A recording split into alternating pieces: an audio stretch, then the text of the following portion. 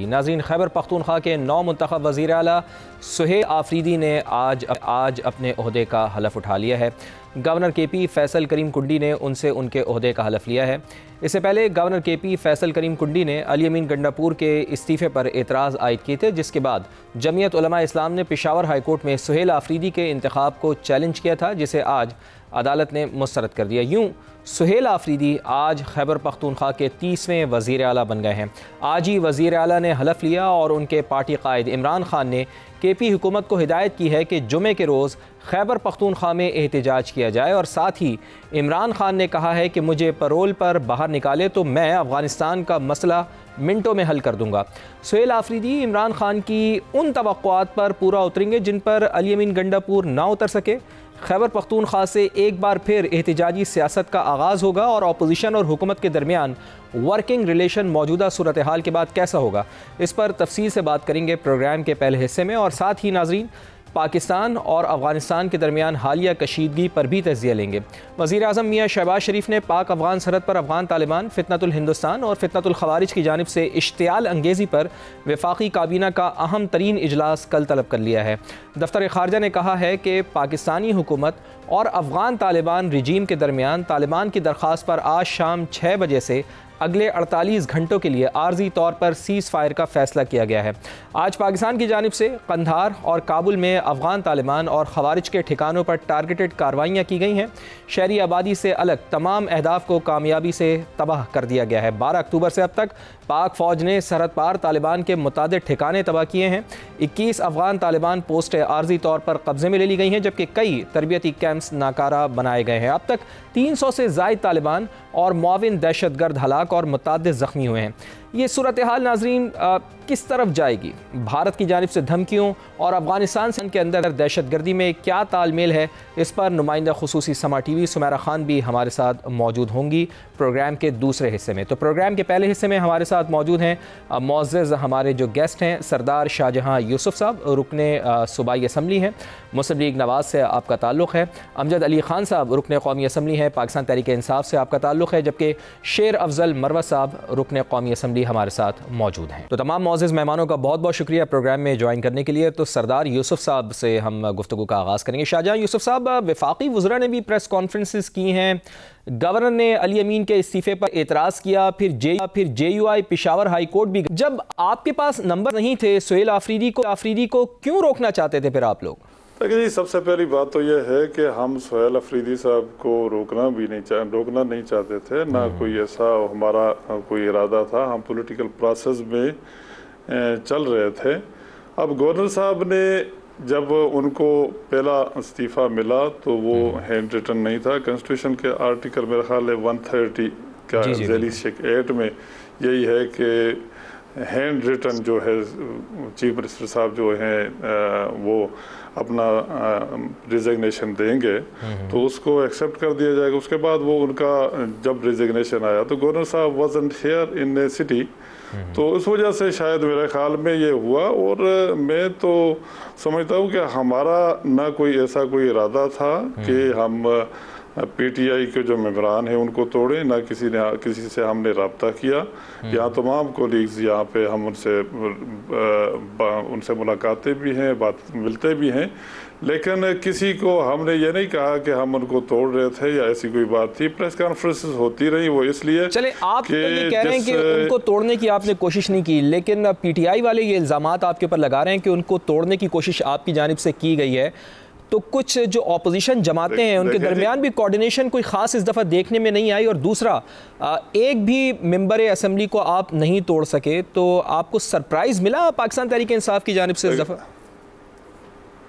نہیں ایسی بات نہیں ہے۔ آپ اگر یقین مانیں I was a candidate from PMLN کی طرف سے، لیکن اگر مجھے نہیں پتا کہ ہم نے کسی شخص سے یہ بات کی ہو، میرے کلوز فرینڈز بھی ہیں پی ٹی آئی میں، میں نے ان سے بھی بات نہیں کی اور کسی سے بات کی ہی نہیں کہ ہمیں آپ ووٹ دیں۔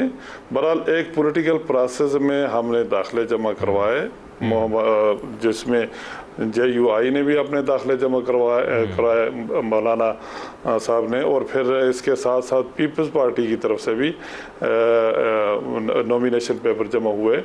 لیکن جہاں تک اگر ہم توڑنے کی بات کرتے تو ہم اس پہ ہوتے ہیں، لیکن بات یہ تھی کہ ہم نے جو کینڈیڈیٹ وہاں پہ نومینیٹ کروائے، اس کے بعد جب گورنر صاحب کی طرف سے یہ رات کو سنڈے کی نائٹ کو جب یہ لیٹر کے حوالے سے کچھ اعتراضات آئے تو اس کے بعد ہمارا، کیونکہ ہم چاہتے تھے کہ کنسنسس سے ہمارا ایک کینڈیڈیٹ ہو، اس پہ ڈسکشن ہو رہی تھی، لیکن ہمیں یہ اس لیٹر سے یہ لگا کہ یہ اللیگل ہے، اور ہم اس کو سمجھتے تھے کہ جب تک اس صوبے میں وزیر اعلیٰ کو ڈی نوٹیفائڈ نہیں ہو سکتا ہوتا، اس وقت تک جو ہے کہ یہ پروسیس جو ہے وہ اللیگل ہے. چلیں، آپ نے کہا کہ پروسیس اللیگل ہوگا، آپ کا نقطہ آ گیا. ہم نے صبح صحیح امجد صاحب جب سیشن ہوا تو اس سیشن میں ہم نے پھر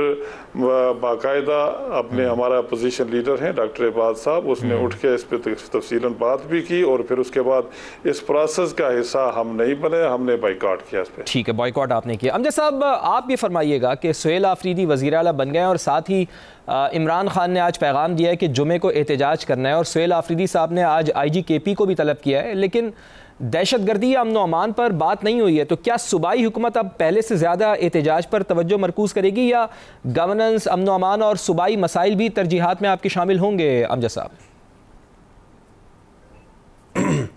دیکھیں، بڑی مہربانی. سب سے پہلے تو بات یہ ہے کہ میں یہ جواب دوں گا ان کا اللیگیلٹی اور ڈی نوٹیفیکیشن کی. کانسٹیٹیوشن میں یہ نہیں لکھا کہ ڈی نوٹیفائی ہو کے آپ اگلے CM کے لیے الیکشن کرا سکتے. اس میں یہ صرف لکھا ہوا ہے کہ اگر CM صاحب صرف استعفیٰ دے تو یہ شرط ہے آپ اگلے CM کو منتخب کرنے کے لیے الیکشن کرا سکتے ہیں وہاں پہ.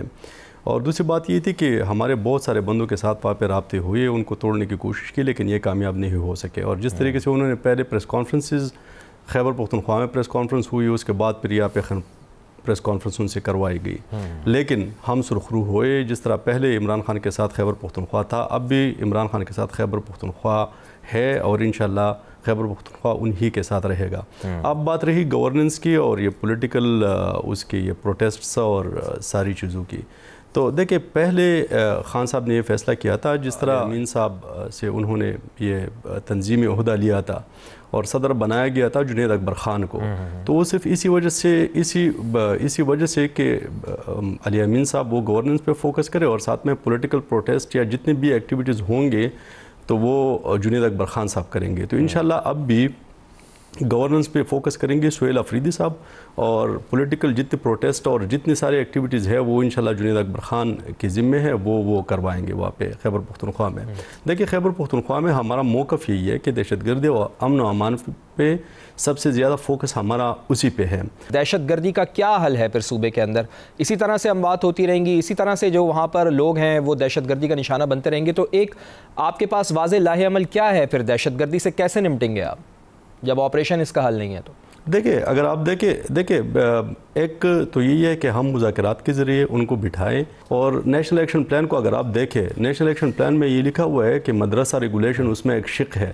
اس پہ آج تک کتنا عمل ہوا وہ ہم سب کے سامنے ہے، اس پہ عمل نہیں ہوا. اس کے بعد FATA development, that is very important. انہوں نے وعدہ کیا تھا کہ ہم ہر بجٹ میں $100 ارب فاٹا ڈیولپمنٹ کے لیے دیں گے. آج 7 سال گزرنے کے بعد 700 بلین فاٹا ڈیولپمنٹ کے لیے ملنے چاہیے تھے پیسے، وہاں پہ صرف ملے ہیں 165 ارب روپے. دیکھیں، تو ہم کہتے ہیں کہ نیشنل ایکشن پلان جو ریوائز نیشنل ایکشن پلان ہے 2020 میں جو ریویژن جس کی ہوئی تھی، اگر اس پہ ہم صحیح طریقے سے عمل کریں تو صرف کائنیٹک فورسز سے ہم امن نہیں لا سکتے. کائنیٹک فورسز کے ساتھ ساتھ اگر ایک کائنیٹک فورسز پہ بھی ہم توجہ دیں، وہ جہاں پہ ڈیولپمنٹ کی ضرورت ہوگی وہاں پہ ڈیولپمنٹ لائیں. چلے، آپ یہ کہہ رہے ہیں کہ مذاکرات کے ذریعے ہی دہشت گردوں سے نمٹا جا سکتا ہے، دہشت گردی کا حل ممکن ہے. One of the most. دیکھیں، میں یہ نہیں کہتا آپ کاؤنٹر انسرجنسی کی بکس پڑھیں، آپ اس میں دیکھیں کہ 90% پولیٹیکل پروسیس کے ذریعے آپ دہشت گردی کو ختم کر سکتے ہیں اور امن کو لا سکتے ہیں. چلیں، آپ کا پوائنٹ آ گیا جی.